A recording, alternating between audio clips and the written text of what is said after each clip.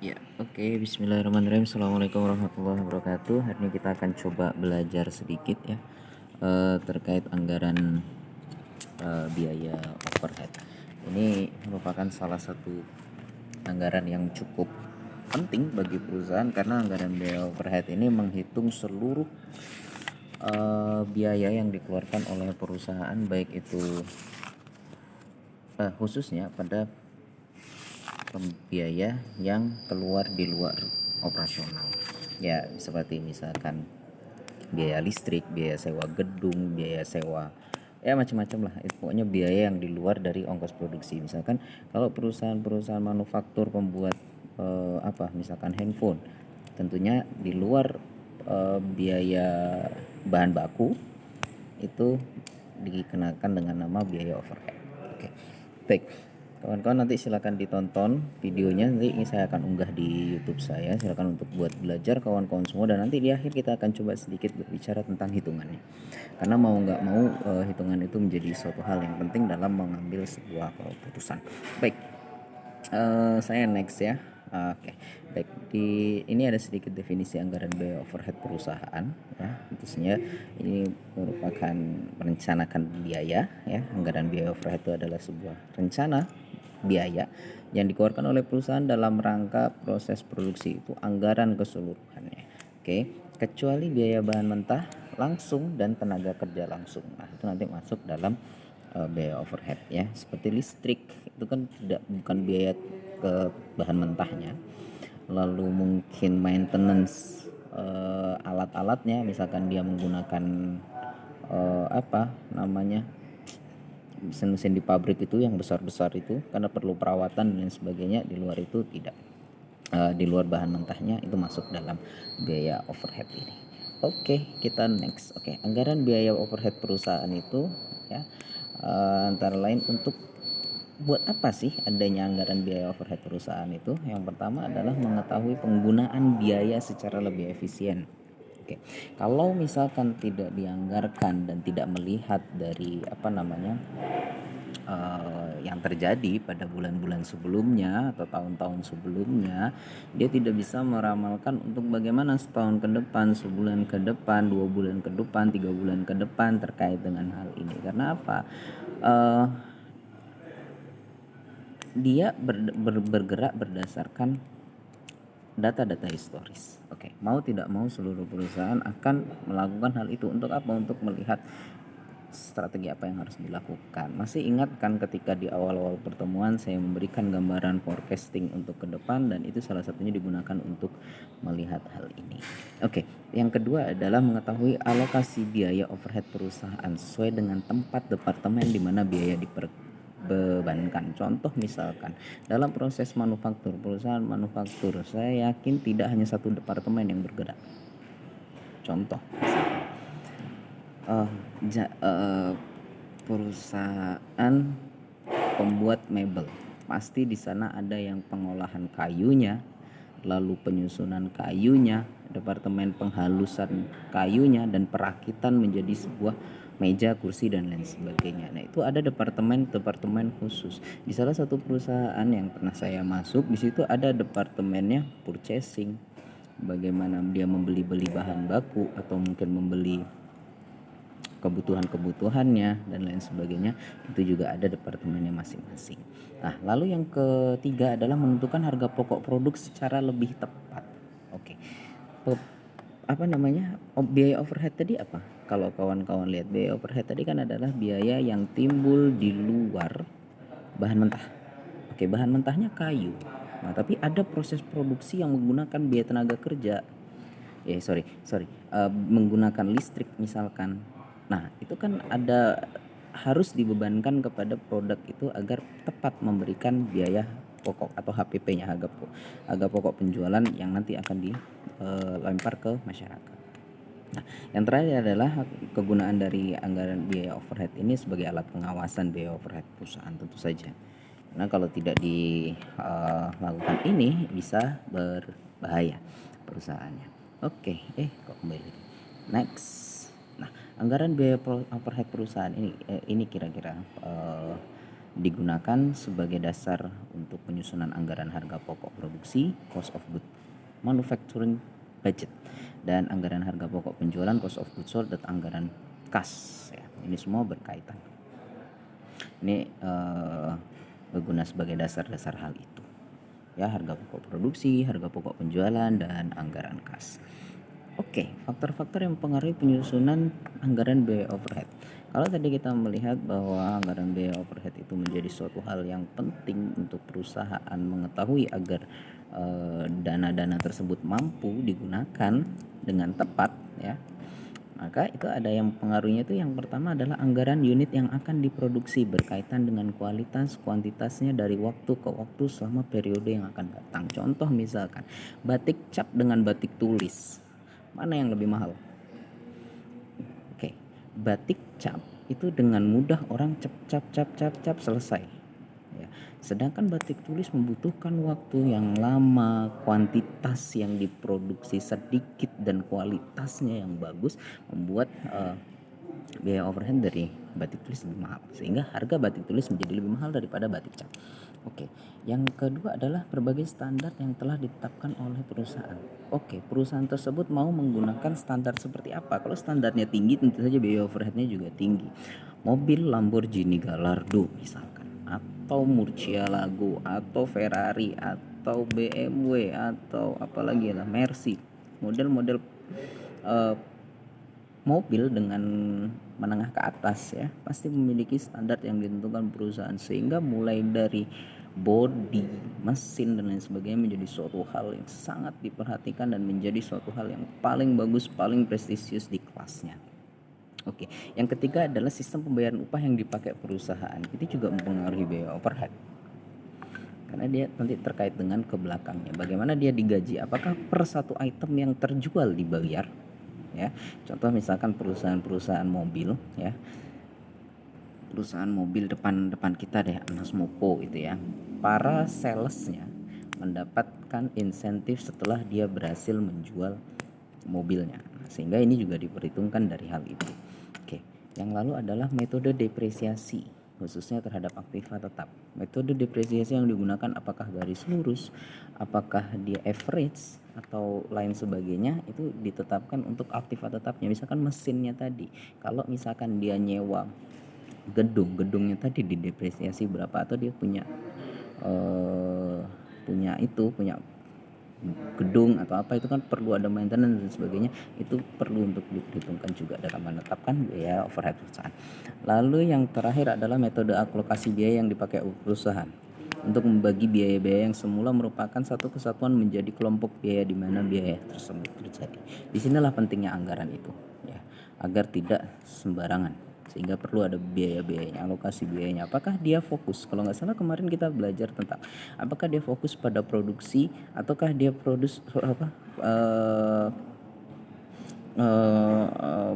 berpikir atau menetapkan fokusnya pada produksi, atau yang lagi satu tuh tentang kestabilan kerjanya apa ya, kalau tidak salah itu kemarin kita belajar tentang metode produksi. Nah, itu menjadi penting bagi perusahaan.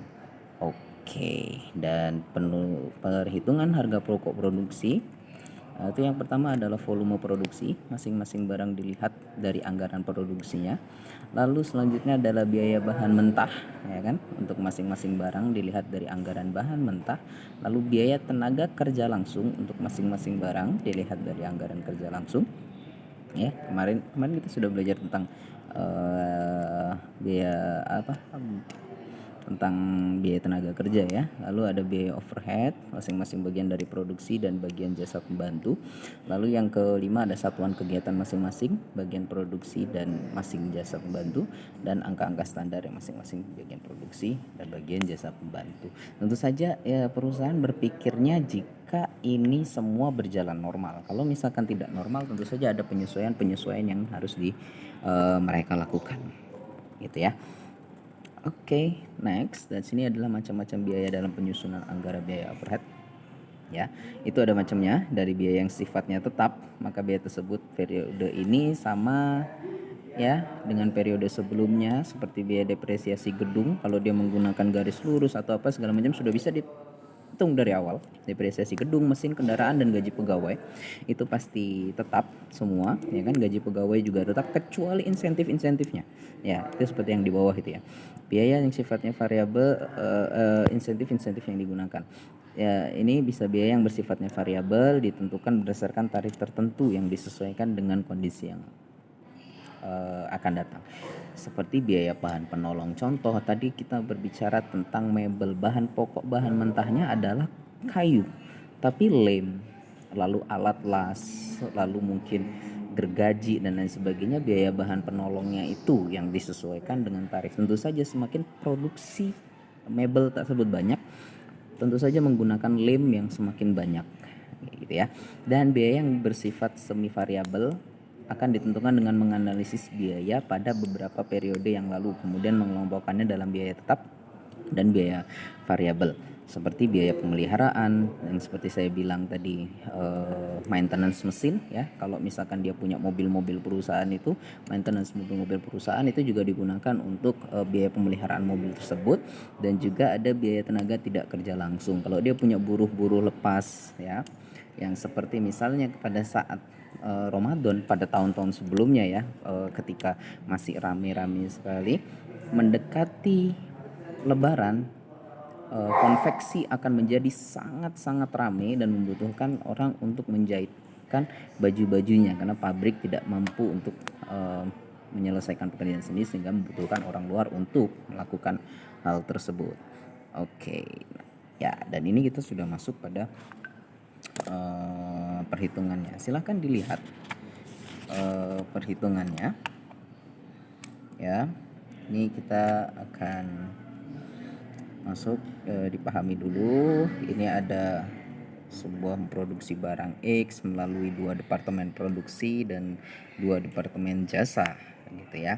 Maksudnya 2 departemen produksi dan 2 departemen jasa itu dia berbeda. Contoh misalkan departemen produksi untuk memproduksi mebel tadi, misalkan produksi yang pertama adalah untuk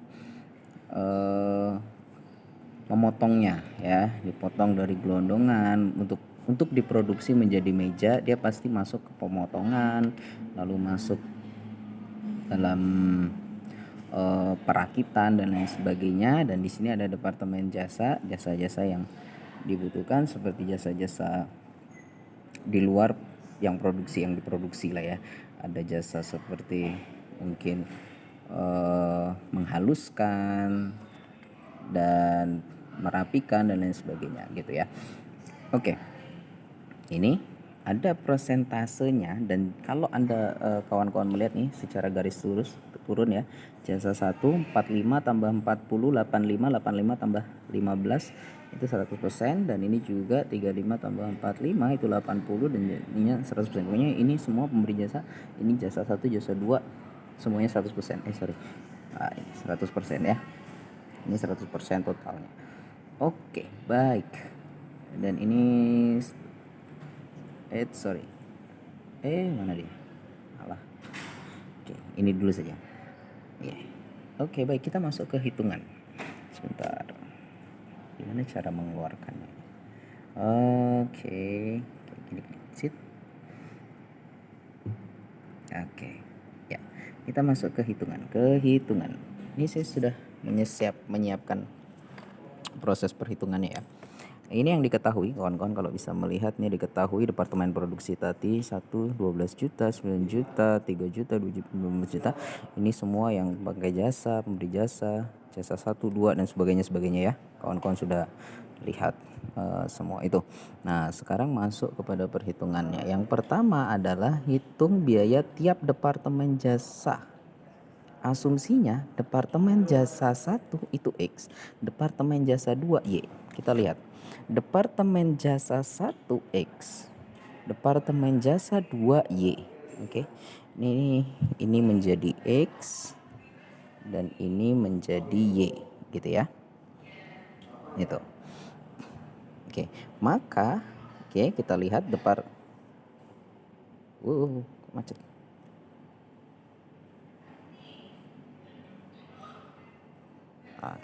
Oke, maka kita akan lihat departemen jasa 1 X tadi ya, 3 juta ya, kalau kawan-kawan lihat di sini 3 juta, departemen jasa 1 3 juta, 3 juta ditambah 0,2Y. 0,2Y itu maksudnya apa? Y tadi kan jasa 2. Ini kita lihat jasa 1 X, jasa 1 terhadap jasa 2. Ya, berarti X terhadap Y 20. Berarti dimasukkan di sini 0,2 Y atau 20% Y. Dan begitu juga dengan Y-nya. Y-nya adalah 2,4 juta ditambah 0,15 X. Kawan-kawan lihat di sini, jasa 2 membutuhkan ini jasa 1 0,15 X gitu ya. Jadi sudah dimasukkan ke sini. Lalu buat sederhananya. Oke, X sama dengan 3 juta ditambah 0,2 dalam kurung Y ya. Tadi ini ya, dalam kurung Y, Y-nya dimasukkan saja persamaan ini 2,4 juta ditambah 0,15. Lalu dia dikalikan. 0,2 kali 2 juta 400 hasilnya 480. 0,2 kali 0,15 X hasilnya 0,030 X. Oke. Yang ini dipindah kemari menjadi X dikurang 0,030 X sama dengan 3 juta tambah 3 juta 480.000. Oke ya. 0,97 X hasil kurangnya X dikurang 0,030 X itu sama dengan 0,97 X. Ya. Sama dengan 3,480 ya, X sama dengan sekian. Ini bisa dilihat untuk departemen X dia membutuhkan sekian, dan sedangkan Y 2.400.000 tambah 0,15 X. Masukkan saja 2.400.000 tambah 0,15 dalam kurung X-nya. X-nya mana? Ini. X-nya ini. Ini nanti dimasukkan kemari jadi sekian, sekian jadi sekian. Hilang. Oke ya, nanti dicoba untuk perhitungannya. Nah, nanti dikurangi hasil departemen X dan Y tadi, harganya pertama berapa? 3 juta begitu ya. Ini dari untuk departemen jasa 1 3.587 sekian dikurangi 3 juta hasilnya sekian. Ya, dan ini juga sama dikurangin dengan yang tadi diketahui di awal hasilnya sekian. Ini untuk apa? Untuk melihat selisih yang dikenakan di baliknya. Oke, baik. Next. Langkah kedua adalah hitung jumlah BOP neto dari departemen jasa 1 dan 2. Oke, langkah keduanya itu BOP awalnya berapa? Biaya overhead pabriknya pertama berapa? Departemen jasa 1 3 juta ya yang diketahui di awal, dan departemen jasa 2 berapa? 2,4 juta. Oke. Departemen jasa 1 kalau kita ngelihat tadi ya, departemen jasa 1 X berarti ya, dia akan menerima sebanyak 20%. Betul ya? Dia akan menerima sebanyak 20% dari departemen jasa 2. Betul ya? Oke, 20% dari departemen jasa 2. Jadi dia akan sorry. Departemen jasa 1 ini akan memberikan 20% kepada departemen jasa 2. Ya. Memberikan 20%-nya. Menerima, bener. Departemen jasa 1 ini menerima 20% dari hasilnya tadi. Berarti dia departemen jasa 1 menerima berarti plus ya. Berarti dia dibantu mengolah departemen jasa 1 ini untuk memberikan itu sebanyak 587. Nah, itu kita lihat dari hasil kurangan yang ini tadi. Oke, kok enggak tadi? Hasil kurangan yang ini. Ya, 587. Ini ditambah dan nanti disilang saja, ini sudah menerima, dan departemen jasa 2 juga menerima sebanyak hasil ini. Ya, menerima dulu dipegang, nanti tinggal disilangkan saja, yang satu memberi, yang satu menerima ya. Dan departemen jasa 1 tadi memberi ya, betul ya. Departemen jasa 1 memberi kepada departemen jasa 2 sebanyak sekian ya, biayanya sekian ya, memberi sebanyak sekian dan menerima sebanyak sekian begitu. Oke. Habis itu dikurangin saja dan ditambah hasilnya sekian. Dan yang terakhir adalah tentukan berapa BOP untuk departemen produksi A dan B. BOP departemen produksi yang pertama adalah anggarannya berapa? 12 juta, betul ya. Alokasi BOP dari departemen jasa. Oke, alokasinya Anda lihat 45 dan 40, betul ya. Produksi untuk jasa 1 jasa 1, 45 dan 40. Berarti karena dia berbicara tentang jasa 1 diproduksi 1, berarti ini ya. Jasa 1 diproduksi 1 sekian dan jasa 2 diproduksi, nanti pakainya yang bawahnya. Di jasa 1 semuanya jasa 1.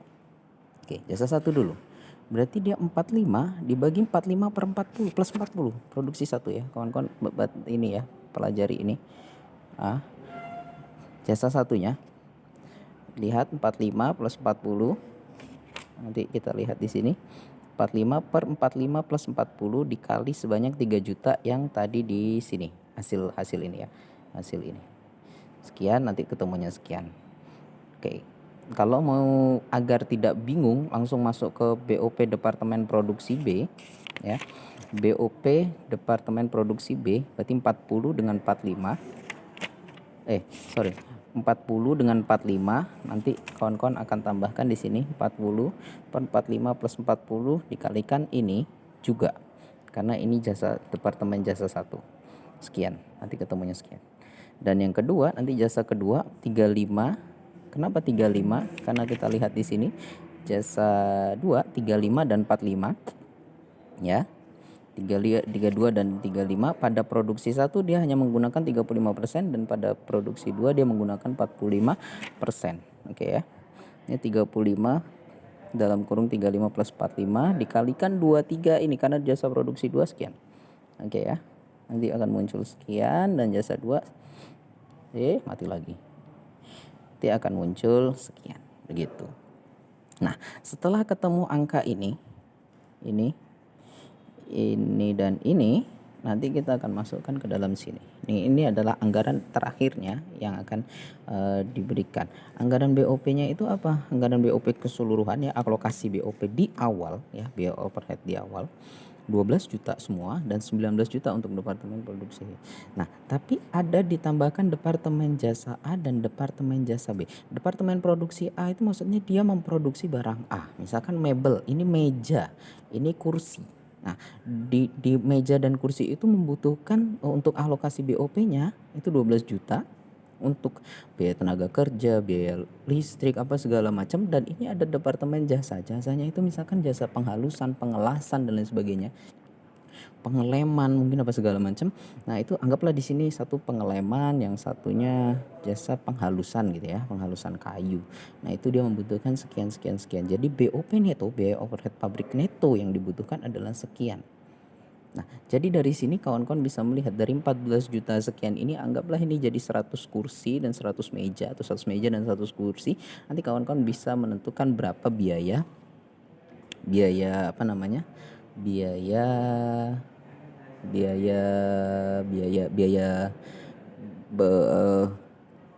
bahan pokok harga pokok penjualan. HPP, harga pokok penjualan dari hal tersebut, dan harga pokok produksi ya. Nah, sampai segitu. Itulah nanti yang dibagikan dari sini. Nah, gitu ya. Terima kasih. Mungkin itu kuliah dari saya. Materinya sesimpel itu. Nanti kawan-kawan bisa coba pelajari lebih dalam lagi terkait hal ini. Sudah saya share semua materinya. Untuk ini nanti untuk yang departemen produksi 1 dan 2 ini kita skip saja. Nanti jika ingin mempelajari ini, tapi sepertinya ini tidak perlu karena ini nanti tidak akan saya keluarkan di selanjutnya. Ini hanya terkait dengan harga produk X, Y, dan Z ya.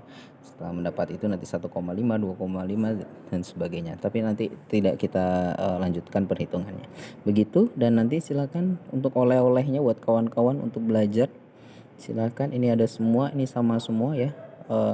Ditanyanya sama seperti ini gitu. Kira-kira terima kasih. Kita coba ya, mudah-mudahan cukup bisa memberikan gambaran kepada kawan-kawan semua. Terima kasih. Assalamualaikum warahmatullahi wabarakatuh.